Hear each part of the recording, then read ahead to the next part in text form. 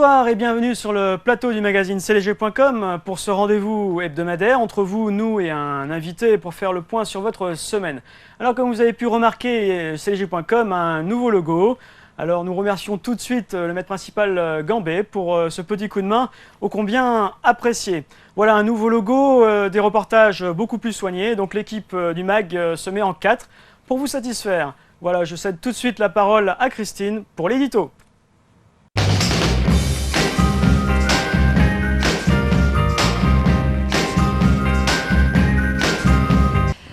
Bonsoir, ce soir nous vous proposons quelques brèves dans lesquelles vous pourrez retrouver vos activités de la semaine.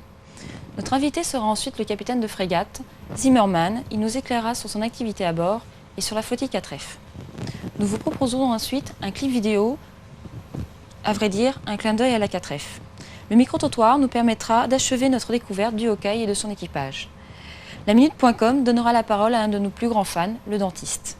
Cette émission se terminera enfin par un clip dédié au petit frère du Hawkeye, le Greenwood, qui a récemment posé ses roues sur le pont d'Envol. Je vous laisse maintenant avec notre seconde rubrique, les brèves.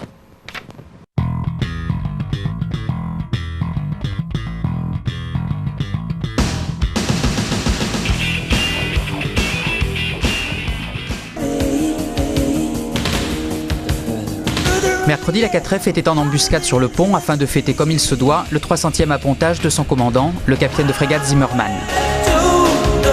A noter, ce samedi, notre Hawkeye a assuré l'ensemble du contrôle tactique des moyens américains déployés sur zone. Alors bravo les Takei.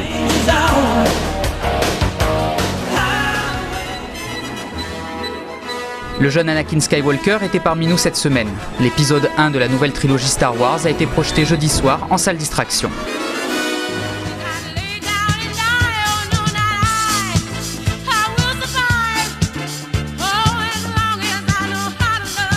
Ouais bon, c'est pas encore l'ambiance du Stade de France, mais vous êtes quand même éclatés durant le tournoi de baby-foot organisé samedi soir.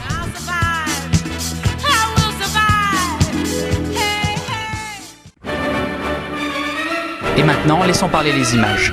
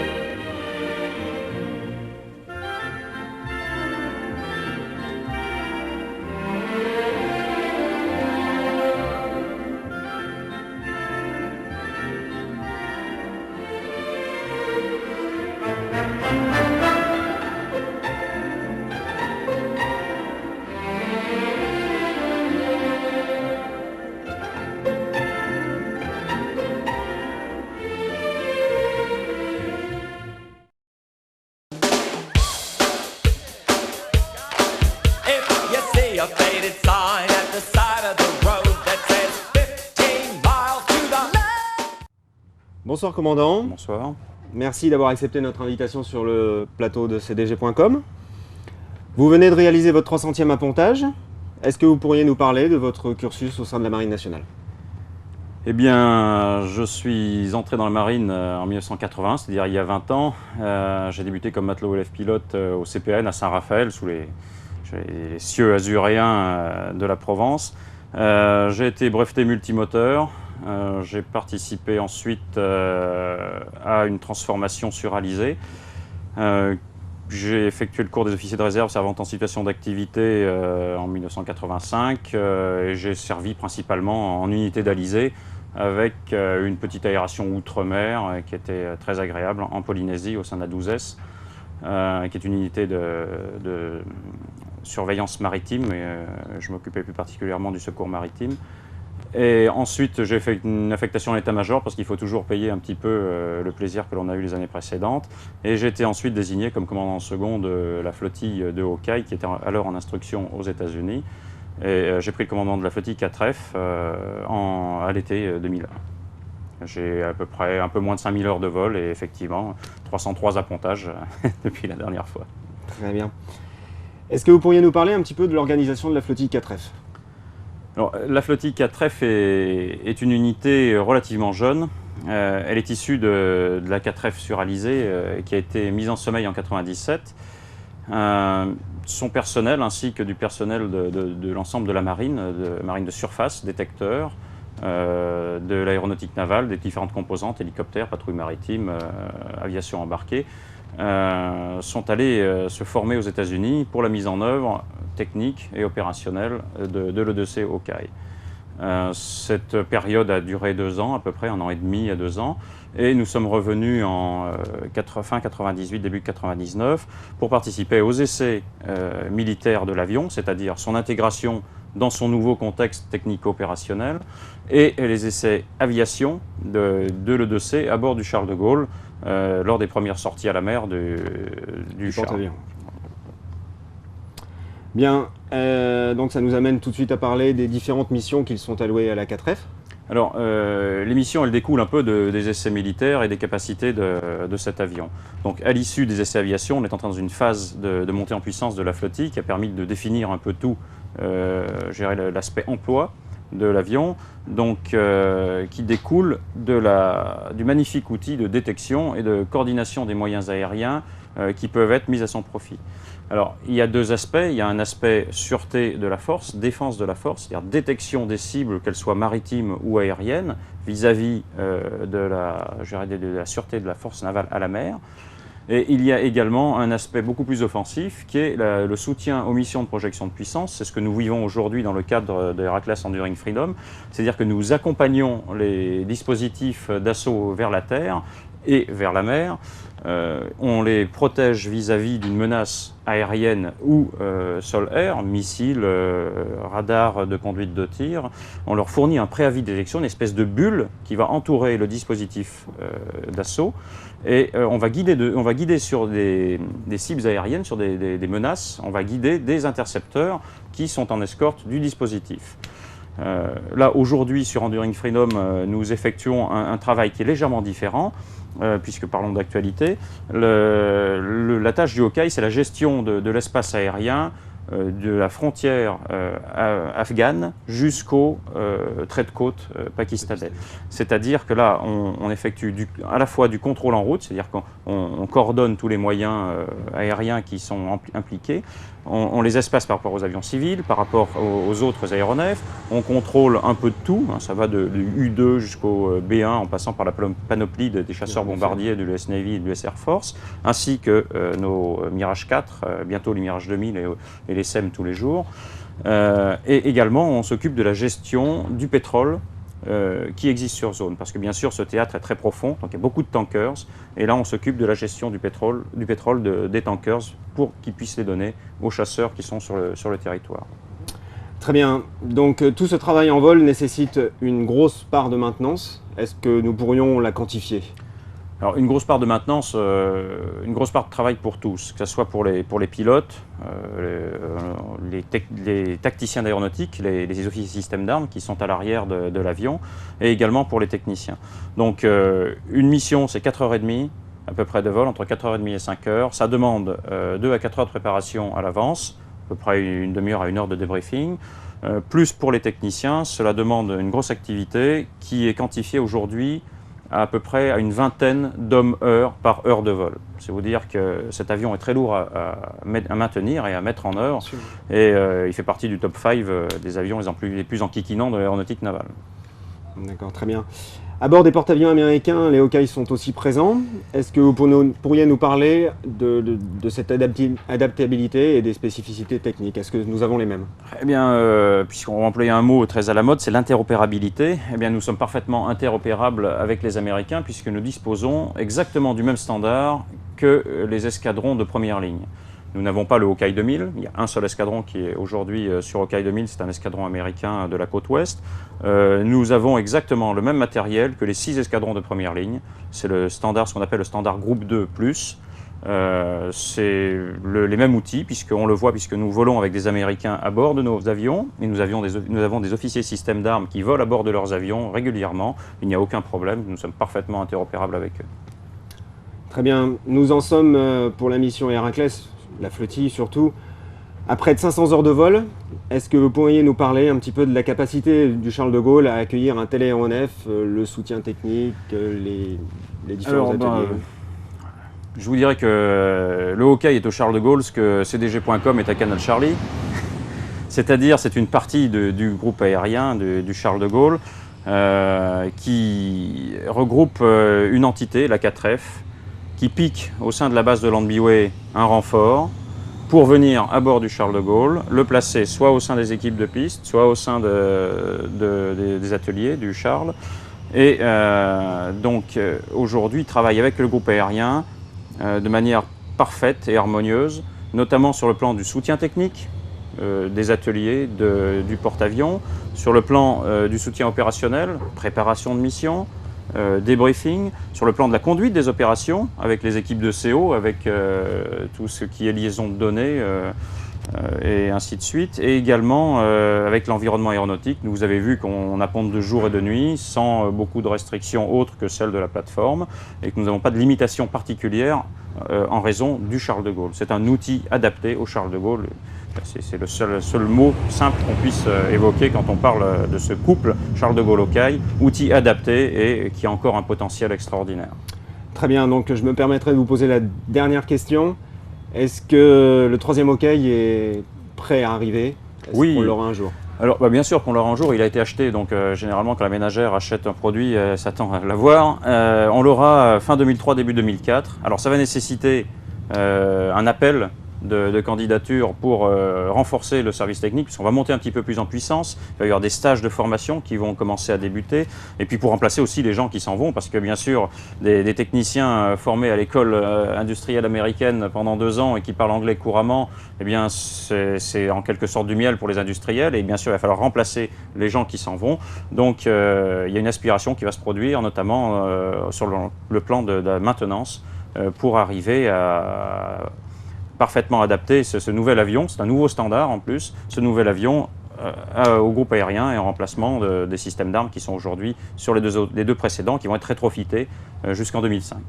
Très bien, merci commandant, merci pour cette interview. Je vous en prie. Tout de suite, le reportage, images.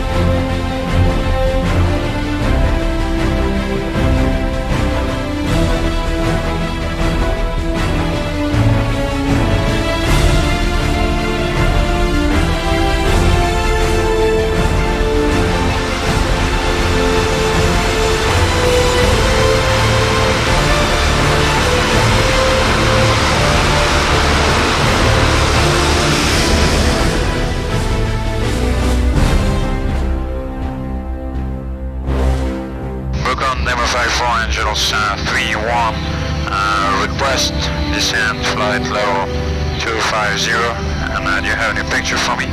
Lamo 5 for Roger, I have only one traffic. 174 Yankee 46 nauticals, Angel 26. Roger, leading 310 to 270.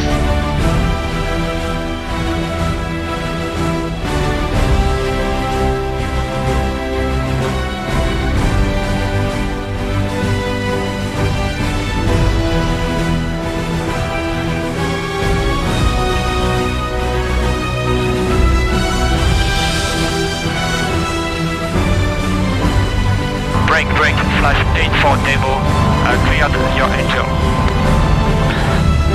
Flash 84 understands we're clear to continue to descend to flight level 220. Angel, flash 84 220. Take push.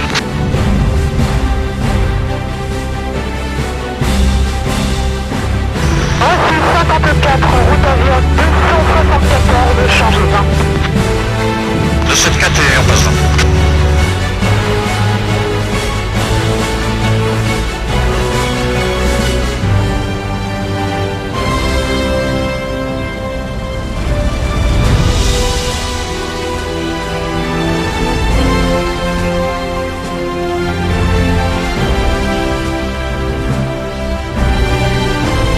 Miroir 39, Shadow. 28 nord.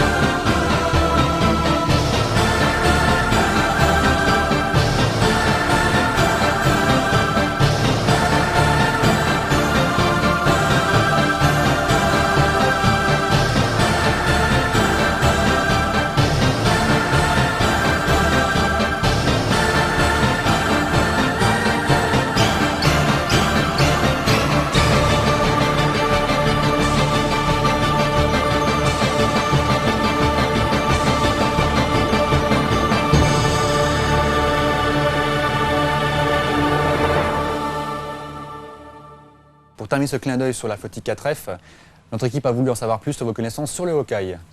À présent, elle vous propose son micro-trottoir.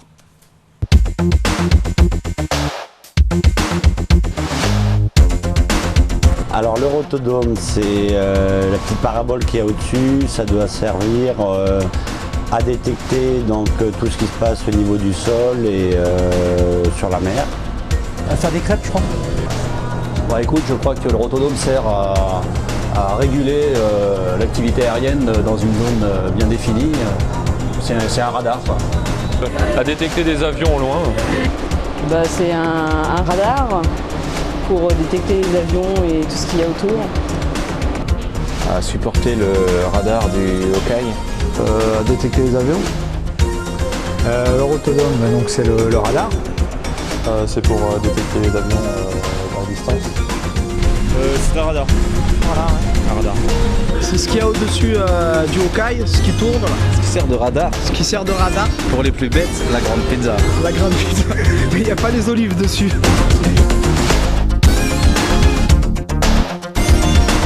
Six. 4 à l'arrière et 2 pilotes. 5 personnes, je crois 2 au niveau du pilotage et 3 au niveau de tout ce qui est électronique derrière. Il y en a 4 Il me semble qu'il y en a 5. 4. Is it 2 or 4? 5. 5. 5. Il y en a 5. Il y en a 5. 5. 5 personnes. 5 personnes. Alors là, aucune idée. Je dirais d'assaut, mais bon, je pense pas, parce que c'est quand même un avion américain, donc je suis pas sûr, pas du tout. Le constructeur de l'avion. Avion américain. McDonnell Douglas ou quelque chose comme ça. C'est les Américains. Je sais qu'on l'a acheté en Amérique. I don't know who actually built the plane. Ce sont les Américains. Grumman. Douglas.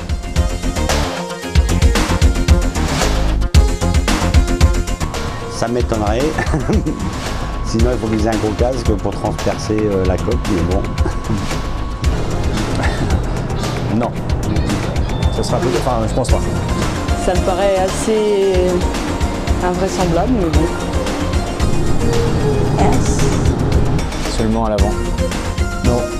Non. Non, pas de sujet éjectable. Non. 2. Je dirais 3. À bord, il y en a 2 et je sais pas s'il n'y en a pas un troisième. How many are there on this ship? I have no idea. 3. 2. Il y en a 2. Il y en a que 2 parce que ça vaut cher et ça marche jamais. 2, bientôt 3. J'en vois un en l'air de temps en temps, un je crois, non? On en a un en l'air et l'autre en fait il est, je crois que c'est 2, ouais. On en a un en expo statique et puis un en vrai. Ah, d'accord. Comme promis, le magazine cdg.com vous donne la parole quand vous le souhaitez. Cette semaine, la minute.com vous emmène au cabinet dentaire. À vous de parler. Bonjour cdg.com, bonjour chers téléspectateurs, bienvenue au cabinet dentaire. Nous sommes dans les locaux de l'infirmerie bien sûr. Bonjour chers patients, on a mal aux dents? Ouais, bon, on va essayer de faire quelque chose pour vous. Donc comme ce jeune homme, si vous avez mal aux dents d'une seule adresse, l'infirmerie, le cabinet dentaire, pour prendre rendez-vous très simple, composez le 3333 comme dites docteur, j'ai mal, allô docteur 33 2 fois. Et vous aurez un rendez-vous, peut-être pas tout de suite parce que la maison est très fréquentée. Tous les types de soins sont possibles, en dehors de la prothèse, et pour vos dents de sagesse, gardez-les, tout le monde sera content. Ma foi, comme dans le cas de ce jeune homme, il y a beaucoup de soins à faire, il n'a pas eu le temps de se faire soigner avant le départ. Donc nous vous attendons, n'attendez pas d'avoir mal, sinon vous risquez d'aller enrichir ma collection de trophées. Quand j'arrache une dent en bon état ou presque et qu'elle est bien complète, et je la mets de côté. Et ça vous évitera de venir réveiller un infirmier en pleine nuit pour avoir un antalgique quelconque, histoire de pouvoir terminer votre quart sans avoir trop mal. Donc n'hésitez pas, nous travaillons sous anesthésie. Il faut supporter mon humour parce que j'essaye de détendre l'atmosphère et vous serez toujours les bienvenus. À très bientôt.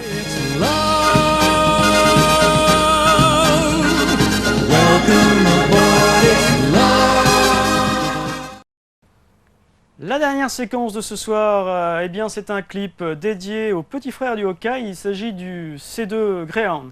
Alors, non seulement c'était la première fois qu'un Greyhound faisait un touch and go à notre bord, mais encore c'était la première fois qu'une femme pilote, de surcroît américaine, posait ses roues sur le porte-avions Charles de Gaulle. Voilà, images et son tout de suite.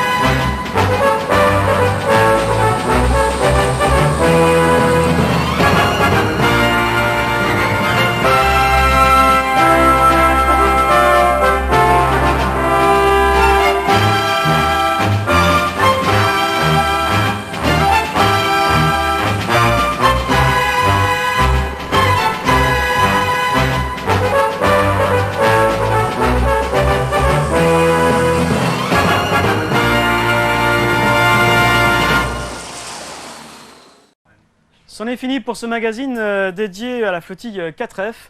Alors avant de vous quitter, je souhaite simplement vous rappeler que cdj.com est votre magazine et que l'équipe de bénévoles qui s'en occupe est preneuse de toute image qui pourrait en améliorer son contenu. Alors pour nous contacter, le 3506, vous demandez le second maître Marceau.